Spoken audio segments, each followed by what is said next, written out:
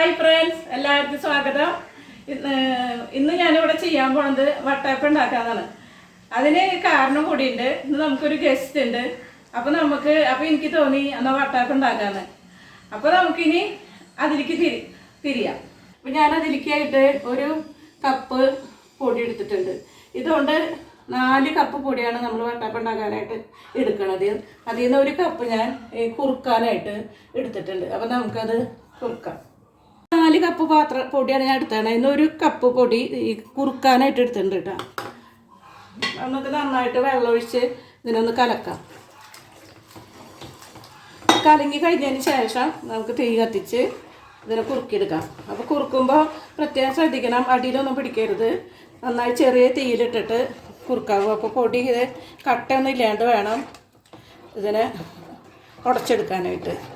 കലങ്ങിയതിന് ശേഷം വേണം നമ്മളിത് കുറുക്കാനായിട്ട് കേട്ടോ, തീയൊക്കെ കത്തിക്കാനായിട്ട്. അപ്പോൾ നമ്മുടെ പൊടി കലക്കി ഞാൻ അടുപ്പിൽ കത്തിച്ചു കേട്ടോ. ഇത് ചെറിയ തോതിൽ വേണം ഇതിനെ ഇളക്കിയെടുക്കാം, അടി പിടിക്കരുത്.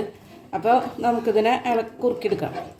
നമ്മുടെ ഈ വട്ടയപ്പത്തിലേക്ക് ചേർക്കാനുള്ള കുറുക്ക് നമ്മൾ കുറുക്കിയെടുത്ത പൊടിയുടെ പാകത്തിനായിട്ട് ഇനി നമുക്ക് തീ ഓഫാക്കിയിട്ട് ചൂടാറാൻ വയ്ക്കാം. ആ നേരം കൊണ്ട് നമുക്ക് തേങ്ങ ചിരകി വെച്ചിട്ടുണ്ട്, അത് നമുക്ക് മിക്സിയിൽ അടിച്ചെടുക്കാം. അപ്പോൾ നമ്മൾ ഇതിലേക്കായിട്ട് ഒരു തേങ്ങയുടെ പകുതി ചിരകി വെച്ചിട്ടുണ്ട്, അത് നമുക്ക് മിക്സിയിൽ നിന്ന് എടുക്കാം.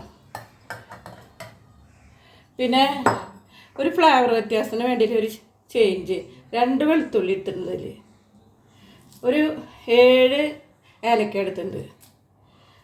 ഇതേ കപ്പ് കൊണ്ട് ഒരു കപ്പ് പഞ്ചസാര എടുത്തിട്ടുണ്ട്. പിന്നെ അല്പം ഉപ്പ് എടുക്കാം. ഉപ്പ് അല്പം ഇട്ടാൽ മതി കേട്ടോ, നമുക്ക് ഒരു ചെറിയൊരു മധുരം ഒന്ന് സെറ്റായി കിട്ടാൻ വേണ്ടിയിട്ട്. ഇതിലേക്ക് പഞ്ചസാര ഇട്ട് കൊടുക്കാം. ഇതിപ്പോൾ ഏതാണ്ട് ഒരു 250 ഗ്രാം പഞ്ചസാരയ്ക്ക് വെള്ളം ചേർത്ത്, കുറച്ച് വെള്ളം ചേർത്ത് പാകത്തിന് പിന്നെ നമുക്ക് ഒഴിച്ചൊഴിച്ച് അരച്ചെടുക്കാം. അപ്പോൾ നമുക്ക് ഇതിലേക്ക് ഇനി ഞാൻ അതുകൊണ്ട് പാത്രം എടുത്ത് വെച്ചാൽ തന്നെ ആ പഞ്ചസാരയും കൂടി ഇടാം.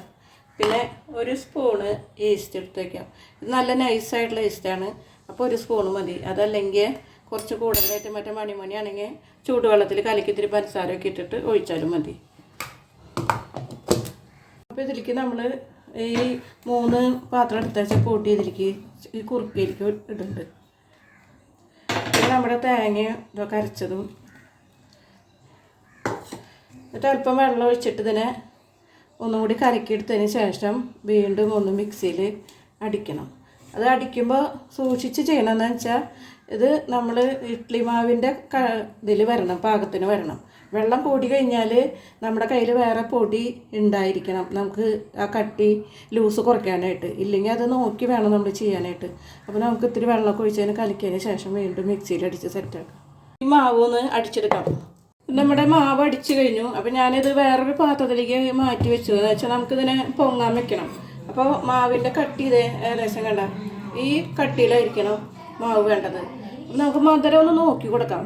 ഇത്തിരി കുറവാണെന്ന് തോന്നുകയാണെങ്കിൽ നമുക്ക് 2-3 ടീസ്പൂൺ ഇടാം. അപ്പോൾ ഇത് മധുരം ഇത്തിരി കുറവാണ്, കൂടെ ഉണ്ടാകുന്ന കരുതിയിട്ടാണ് ഇത്തിരി കുറച്ചെടുത്തത്. അപ്പോൾ ഞാനൊരു 3 സ്പൂണും കൂടി മധുരം ഇട്ടുണ്ട് കേട്ടോ. ഇത് നന്നായി കലക്കിയതിന് ശേഷം നമുക്ക് ഒരു 1/4 മണിക്കൂർ ഒന്ന് വെയിലത്ത് വയ്ക്കുകയാണെങ്കിൽ 2 മണിക്കൂർ കൊണ്ട് ഈ സാധനം നമുക്ക് പൊങ്ങി കിട്ടും. അപ്പോൾ നമുക്കിനി ഇതിനെ മൂടി ഉറുമ്പൊന്നും വരാത്ത പോലെ നമുക്ക് പുറത്തൊന്ന് വെയിലത്ത് വയ്ക്കാം. അപ്പോൾ നല്ല വെയിലുള്ള സമയമല്ലേ, അപ്പോൾ നമുക്ക് അതിനൊന്ന് വെക്കാം. നമ്മളിപ്പോൾ ഇത് വെയിലത്ത് വെച്ചിട്ടുണ്ട്, ഉറുമ്പൊന്നും കയറാണ്ടിരിക്കാൻ ബക്കറ്റൊക്കെ അമത്തി അതിൻ്റെ മുകളിലൊക്കെ വെച്ചിരിക്കണേ. അപ്പോൾ ഒരു 3/4 മണിക്കൂർ കൂടി ഇരിക്കട്ടെ കേട്ടോ, നമുക്ക് നോക്കാം എങ്ങനെയുണ്ടെന്ന്. 3/4 മണിക്കൂർ പോരാ, വെയിലൊരു 1/4 മണിക്കൂർ കൊണ്ടോട്ടെ. അത് കഴിഞ്ഞിട്ട് പിന്നെ നമുക്ക് പുറത്തേക്ക് വെച്ചിട്ട് 2 മണിക്കൂറാകുമ്പോഴേക്കും വീർക്കുന്നതാണ് വിശ്വാസം. അപ്പോൾ നമ്മുടെ മാവൊക്കെ അതേ കണ്ട പൊങ്ങി തുളുമ്പി ചാടി. അപ്പോൾ നമുക്കിതൊന്ന് ഇളക്കി നോക്കാം കേട്ടോ. അപ്പോൾ നമ്മൾ പറഞ്ഞ 2 മണിക്കൂറൊന്നും ആയില്ല, നമ്മളൊരു 3/4 മണിക്കൂർ വെയിലത്ത് വെച്ചു. അത് കഴിഞ്ഞൊരു 1/2 മണിക്കൂർ ഒക്കെയാണ് പിന്നെ നമ്മൾ മാറ്റി വെച്ചുള്ളൂ. അപ്പോഴേക്കും ഇതേ മാവൊക്കെ നന്നായിട്ട് ചാടിപ്പോയി. നമുക്ക് എന്തായാലും ഞാൻ ഇഡ്ഡലി ചെമ്പൊന്നും വെച്ചിട്ടില്ലേ, മാവ് അപ്പോഴേക്കും വീർത്ത് പുറത്ത് ചാടി. അപ്പോൾ ഞാനിനി ഇഡ്ഡലി ചെമ്പൊക്കെ വെച്ചിട്ട് നമുക്ക് കോരി ഒഴിക്കുന്നത് പിന്നെ കാണിക്കാം കേട്ടോ. ചൂടാറാൻ തന്നെ അടിയിൽ പൊടി കഷ്ണങ്ങളായി പോയില്ലേ. ഞങ്ങളിവിടെ കല്യാണം കഴിക്കാൻ വേണ്ടി എത്തിയതായിരുന്നു. ഞങ്ങളെ കണ്ടു, ഞങ്ങളെ ഭംഗി കൊണ്ട് എന്താണെന്ന് അറിയില്ല. ഇവര് വന്ന് പെട്ടെന്ന് എന്റെ മനസ്സിലൊരു 3 മണി 4 മണിയായിരുന്നു സമയം. അപ്പൊ ഞാനത് കാരണം പട്ടായപ്പത്തിന്റെ മാവൊക്കെ കളച്ച് ഇങ്ങനെ വെച്ചിട്ടുണ്ടായിരുന്നുള്ളൂ. ഇവര് വന്ന നേരം കൊണ്ടാണ് ഇഡ്ഡലി ചെമ്പ് കയറ്റി വെച്ച് വട്ടായപ്പം ഉണ്ടാക്കി. അപ്പൊ കറക്റ്റ് ഷേപ്പിനൊന്നും കിട്ടിയില്ല, അടിയൊന്നും പൊടിഞ്ഞു. എന്നാലും അത് കാരണം മുറിക്കാണ്ട് ഒത്തു എല്ലാവർക്കും ഓരോ പീസ് കൊടുക്കാൻ പറ്റി. 4 മണിക്ക് വെള്ളമെന്ന് അവര് പറഞ്ഞിട്ടുണ്ടായിരുന്നേ. അപ്പൊ ഞാൻ അത് കണ്ടാണ് ഇതൊക്കെ സെറ്റാക്കിയത്. അപ്പൊ ഇവളെ ഒന്ന് നോക്കി, ഇതിൽ കൂടുതല് വീഡിയോ യൂട്യൂബിലൊന്ന് കലക്കണ്ട കൊണ്ടൊക്കെയാണ് സമയം കണ്ടെത്തി വന്നത്. പക്ഷെ ഇവിടെ കലക്കാനുള്ള സമയമില്ല. അവളുടെ ഡാഡി ചൂടുള്ള ചായ അതേ ചൂടോടുകൂടി നിൽക്കണം, പെട്ടെന്ന് പോണെന്ന് പറഞ്ഞിട്ട്. അപ്പൊ നമ്മളും അതേ സ്പീഡിൽ തന്നെ വട്ടായപ്പോ തന്നെ പൊരിച്ചെടുത്തു. അപ്പൊ നമ്മുടെ ഇഡ്ഡലി ചെമ്പ് വെച്ച് വെള്ളമൊക്കെ തിളച്ചു. ഞാൻ പ്ലേറ്റൊക്കെ വെച്ചിട്ടുണ്ട്, വെളിച്ചെണ്ണ തൂത്തിട്ട്. മാവൊക്കെ നന്നായിട്ട് പൊങ്ങി ചാടി പോയിണ്ടായിരുന്നു. അപ്പൊ നമുക്കിത് കോരി വയ്ക്കാം.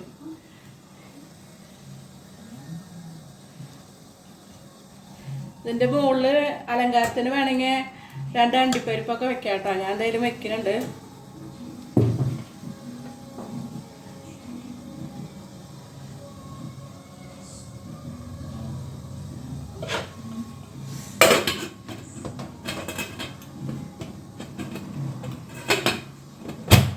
അങ്ങനെ നമ്മളിത് ഇഡ്ഡലി ചെമ്പ് അടച്ചു വെച്ചിട്ടുണ്ട്. ഒരു 10 മിനിറ്റ് കഴിയുമ്പോൾ നമുക്ക് ഇതിനെ തുറന്നു നോക്കാം.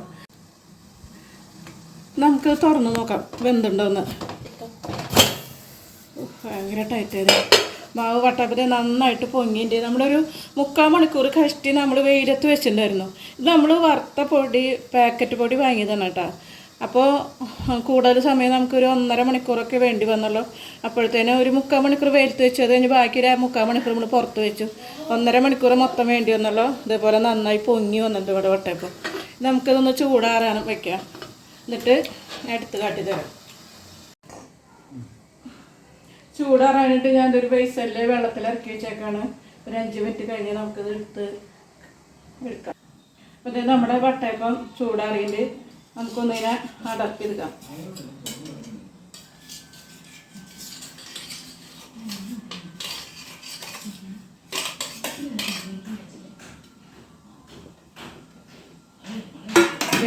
നല്ല സ്മൂത്തായിട്ടുണ്ട്. നമ്മൾ വറുത്ത പൊടി, പാക്കറ്റ് പൊടി വാങ്ങിയതാണ്.